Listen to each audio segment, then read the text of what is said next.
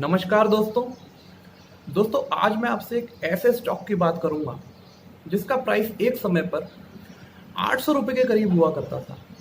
लेकिन अगर आज आप उस स्टॉक के प्राइस देखेंगे तो आपको पता चलेगा कि भाई आज उस स्टॉक का प्राइस सिर्फ 2.80 रुपीज़ है। दोस्तों मैं बात कर रहा हूं रिलायंस कम्युनिकेशन लिमिटेड या आरकॉम की। और आज मैं इस स्टॉक की बात इसलिए कर रहा हूं क्योंकि कई लोग अक्सर ये पूछते रहते हैं कि भाई क्या हमें इस स्टॉक में इन्वेस्ट करना चाहिए, क्या हमें ये स्टॉक खरीदना चाहिए। तो देखिए, अगर आप किसी भी स्टॉक को खरीदना चाहते हैं तो सबसे पहले आपको उस कंपनी के बारे में कुछ पता होना चाहिए, उसकी कुछ ब्रीफ हिस्ट्री पता होनी चाहिए। तो चलिए बात करते हैं आरकॉम की कि भाई ये कंपनी क्या है। तो अगर आप आरकॉम की बात करते हैं तो भाई ये जो कंपनी है 2002 में लॉन्च हुई थी। और ये जो कंपनी है इसके जो चेयरमैन है वो है हमारे अनिल अंबानी साहब। और ये कंपनी इंडिया में सीडीएमए टेक्नोलॉजी को लेकर आई थी।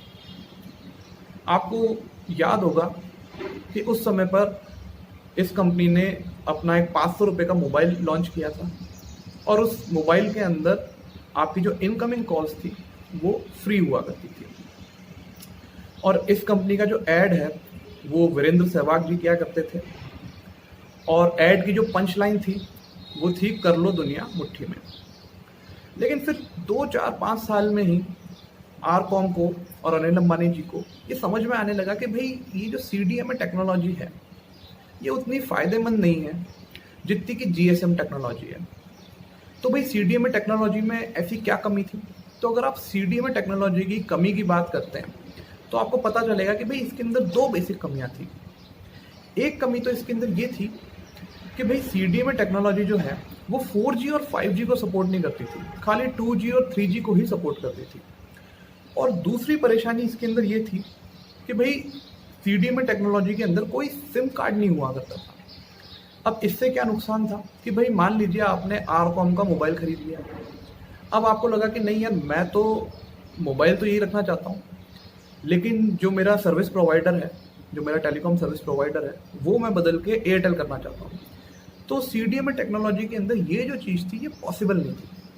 अगर आपको अपना टेलीकॉम सर्विस प्रोवाइडर उसमें बदलना होता था तो आपको पूरा हैंडसेट ही बदलना पड़ता था।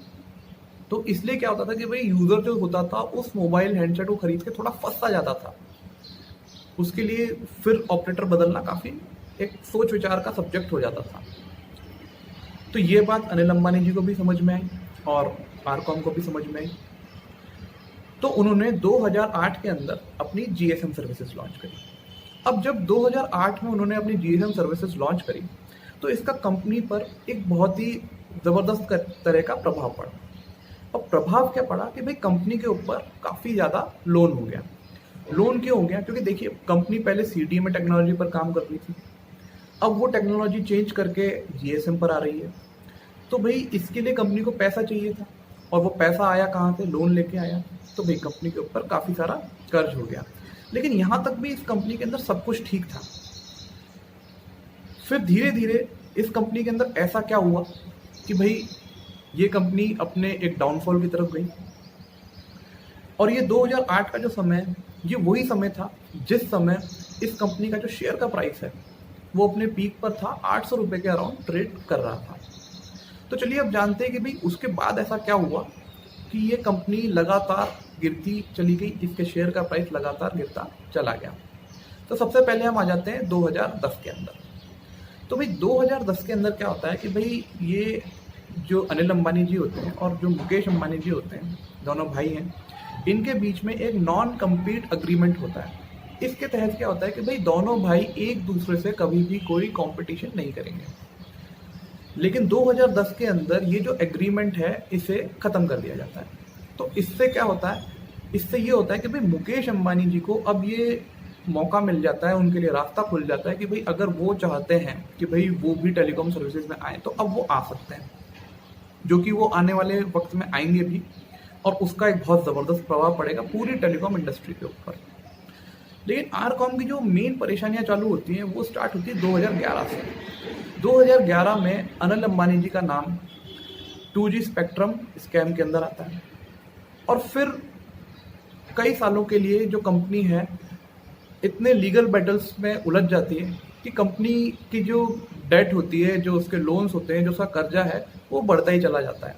अगर आप 2013 की बात करेंगे तो 2013 के अंदर कंपनी का जो कर्जा है वो बढ़ के 35,600 करोड़ हो चुका था, जो कि काफ़ी ज़्यादा था।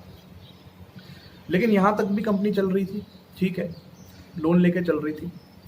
फिर 2016 में वो टर्निंग पॉइंट आता है जहाँ से ना सिर्फ आरकॉम की बल्कि सारी टेलीकॉम सर्विसेज की जो है प्रॉब्लम्स चालू होती है। 2016 में मुकेश अंबानी जी अपनी जियो सर्विसेज लॉन्च कर देते हैं।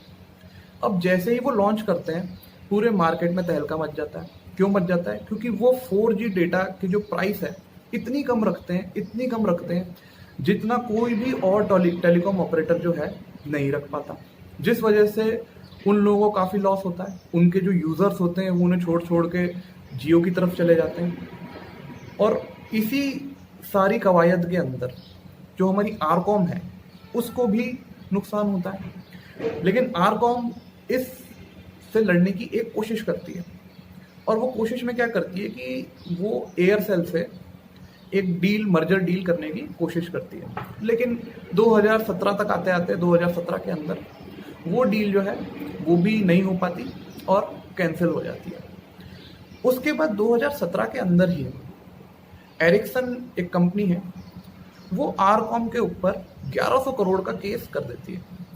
अब ये एरिक्सन जो कंपनी है ये भाई 1100 करोड़ किस बात के मांग रही है इससे? तो 2013 के अंदर क्या होता है, आरकॉम के अंदर आरकॉम और अपनी जो एरिक्सन है उसके बीच में एक डील हुई होती है। डील होती है वायरलाइन और वायरलेस नेटवर्क को लेकर। ये डील 2013 से 16 तक बहुत अच्छे से चल रही होती है, लेकिन 2016 में जियो के आने के बाद इस डील में भी प्रॉब्लम्स आती हैं, जिस वजह से आरकॉम के ऊपर एरिक्सन के 1100 करोड़ रुपए जो है वो ड्यू या बकाया हो जाते हैं। और एरिक्सन यही पैसे मांगने के लिए कोर्ट में चला जाता है और अनिल अंबानी जी पे आरकॉम के ऊपर केस कर देता है। फिर उसके बाद हम आ जाते हैं 2018 में। जब 2018 की हम बात करते हैं तो 2018 के अंदर आरकॉम और एरिक्सन के बीच में एक आउट ऑफ कोर्ट सेटलमेंट होता है। सेटलमेंट के अंदर ये होता है कि भाई आरकॉम ये कहती है कि भाई हम आपको 500-550 करोड़ रुपए दे देंगे। लेकिन फिर 2019 तक आते आते ये भी क्लियर हो जाता है कि भाई जो अनिल अंबानी जी हैं वो तो 550 करोड़ रुपए भी नहीं चुका पाएंगे। तो यहाँ पे नौबत यहाँ तक पहुँच जाती है कि भाई उनकी जेल जाने तक की नौबत आ जाती है। और उस टाइम पे जो है मुकेश अंबानी जी इनको बचाते हैं। जो 550 करोड़ अनिल अंबानी जी को देने थे वो पैसा जो है मुकेश अंबानी जी देते हैं। हालांकि 550 करोड़ नहीं देते हैं, वो 463 करोड़ रुपए देते हैं, यानी 463 करोड़ रुपए देते हैं एरिक्सन को। लेकिन वो उनको वो पैसा दे देते हैं एरिक्सन को और अनिल अंबानी जी को जेल जाने से बचाते हैं। और 2019 के अंदर ही आरकॉम जो कंपनी है वो अपनी बैंकरप्सी फाइल कर देती है। मतलब वो ये घोषित कर देती है कि भाई हम जो है दिवालिया हो चुके हैं, पूरी तरह खत्म हो चुके हैं, अब हमारे पास कुछ नहीं बचा है। और अगर आप आज की भी बात करेंगे तो आज की डेट में भी चाइना के बहुत सारे बैंक्स हैं जिनसे अनिल अंबानी जी ने लोन लिया था, और चाइना के बैंक्स वो लोन आज भी अनिल अंबानी जी से मांगते हैं। तो दोस्तों ये थी आरकॉम की एक ब्रीफ हिस्ट्री। अब भाई इसमें आप देख सकते हैं कि भाई आरकॉम जो कंपनी है उसके जो ये प्रमोटर कह लीजिए आप या चेयरमैन कह लीजिए अनिल अंबानी जी, वो पूरी तरह बैंकरप्ट हो चुके हैं। फिर कंपनी जो है वो पूरी तरह बैंकरप्ट हो चुकी है। तो भाई फिर इसमें एक बात आ जाती है कि भाई लोग इस कंपनी में क्यों इन्वेस्ट करना चाह रहे हैं। भाई मुझे इसमें ऐसा कोई कारण नज़र नहीं आता कि आपको इसमें इन्वेस्ट करना चाहिए, लेकिन फिर भी मैंने एक बार सोचा कि भाई चलिए देखते हैं यार, ठीक है जो है कंपनी की हालत तो है ही, एक बार इसके हम फाइनेंशियल्स भी देख लेते हैं कि भाई क्या चल रहा है। तो अगर आप इस कंपनी के इस समय फाइनेंशियल्स की बात करेंगे तो आपको पता चलेगा कि भाई कंपनी ने 2018 के अंदर 24 करोड़ का जो है लॉस बताया था। फिर 2019 में वो लॉस बढ़ के 869 करोड़ का हो गया, और 2020 में वो लॉस बढ़ के 10,811 करोड़ का हो गया। इसका मतलब कंपनी पिछले 3 साल से जबरदस्त लॉस कर रही है, बैंकरप्ट हो चुकी है, तो भाई लॉस ही करेगी और क्या करेगी, प्रॉफिट तो कर नहीं सकती। जब कंपनी ने काम करना ही बंद कर दिया तो फिर प्रॉफिट की तो कोई बात आती ही नहीं। अब एक बार इसके शेयर होल्डिंग पैटर्न को भी देखते हैं। जब शेयर होल्डिंग पैटर्न देखते हैं तो बड़ी गजब की चीज सामने आती है कि भाई प्रमोटर की इसमें होल्डिंग सिर्फ 5.18% है। मतलब अनिल अंबानी जी के पास इस कंपनी के अब सिर्फ 5.18% शेयर्स ही हैं। तो फिर बाकी शेयर्स किसके पास हैं? अगर आप देखेंगे ना कि बाकी शेयर्स किसके पास है तो आपको देख के बहुत जबरदस्त हैरानी होगी। इस कंपनी के 89.16% शेयर जो है वो पब्लिक के पास है।